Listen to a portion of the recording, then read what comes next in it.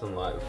Yeah, I've been using it for quite some time now. Now I've tried a bunch of different things, but it's the one that really works for me. It's really good to, get the idea out as fast as possible. And Ableton's been really great for that. I use this quite a bit. This is Machine. I use it to basically write beats. Generally I'm doing more hip-hop-y kind of stuff. I like to muck around with it. And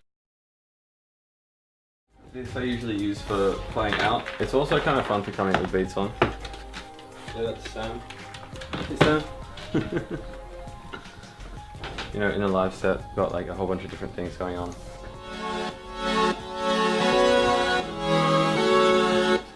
It's good fun. I'm gonna play it like a piano, like if you can see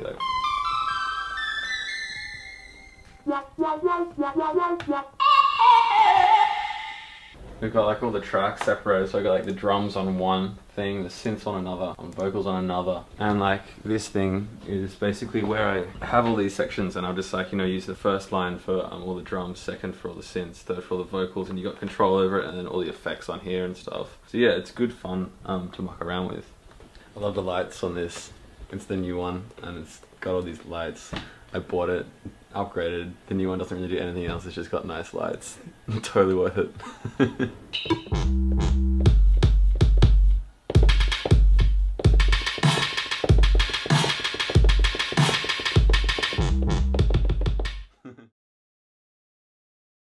A lot of my time I'll spend just mucking around with samples and just doing kind of weird stuff that I guess you shouldn't really do technically, but Ableton just is a really good platform for that.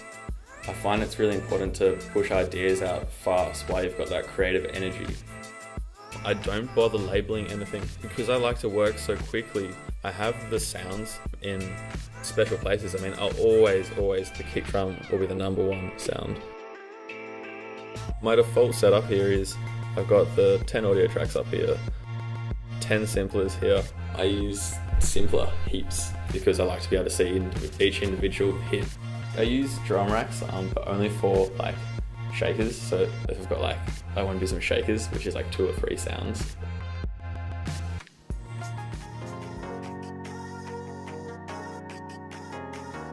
I'll have sections of the track which I'll leave blank, and I'll use my launchpad to play these parts in. I also have all the sections kind of lined up, as in a verse, chorus, bridge, so I can kind of on the fly choose how I want to structure a track, because sometimes tracks go really well that don't go as well in other places, and then I can just extend it or just muck around with the structure and have a bit of fun like that.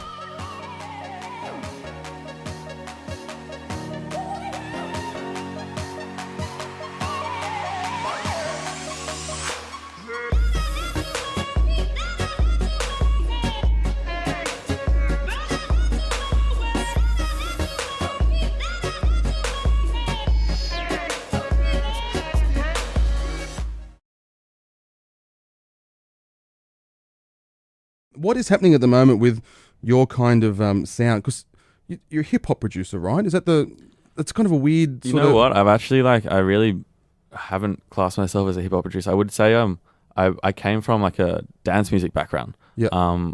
Pretty much all my music that I listen to up until the last 2 years or so has been dance music, straight up, electro kind of stuff. And I've been making that before the Flume project.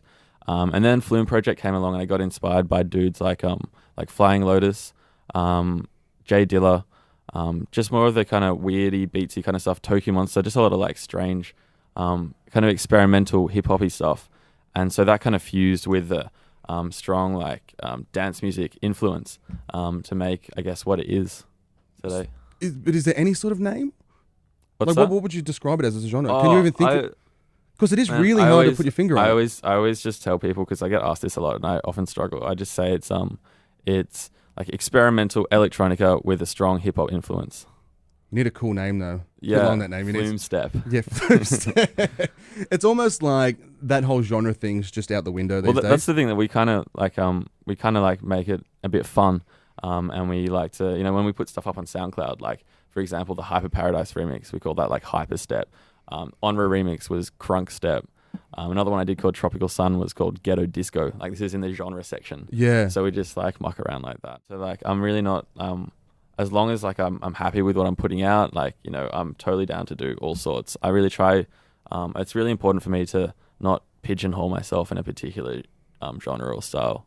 I really like to keep a really broad spectrum. And also like the thing is, I get really bored like writing the same kind of song. Like if I wrote an album full of songs that sounded like Sleepless, I'd be bored out of my brain.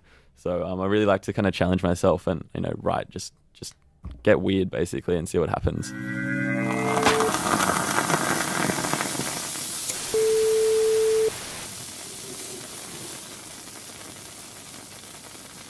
When I was growing up, my parents were listening to Van Morrison, a lot of Van Morrison. They're listening to Deep Forest. That was actually probably my favorite that they used to listen to. It's like world music. I don't know if you know Deep Forest, but it's like some dude went to Africa and did a whole bunch of recordings and work with like the vocalists and stuff. But yeah, that's one I still really like to this day.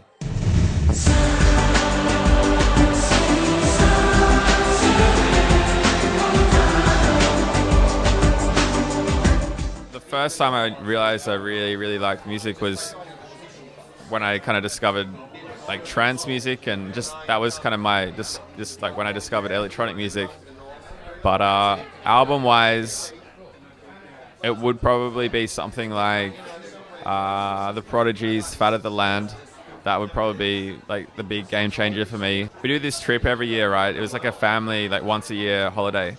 And we'd go up the coast to this place called Flat Rock. It's quite a small little town, and it's really relaxed. And yeah, I remember listening to a lot of that album and just The Prodigy in general around kind of that time when I was like quite young and still going on the holidays. And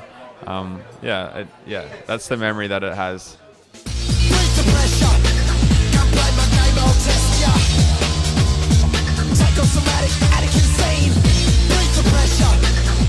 I never really listened to too much R&B, but I've always I've really like good pop music. Like I'm not too sure, to be honest. Like I was really into what Timbaland was doing, like what he was doing to pop.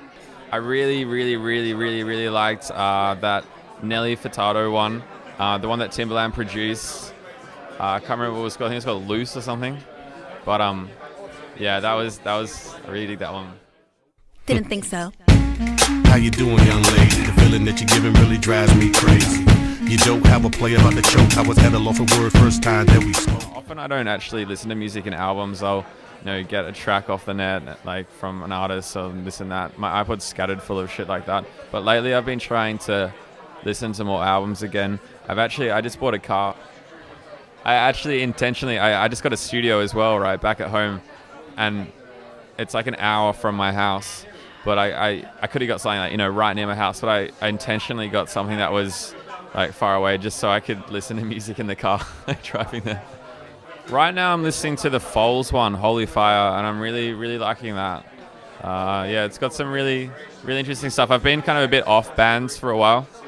I've been really into, brain feeder kind of thing, but lately I've been getting a little more, back into the bands and, so the new Foals one.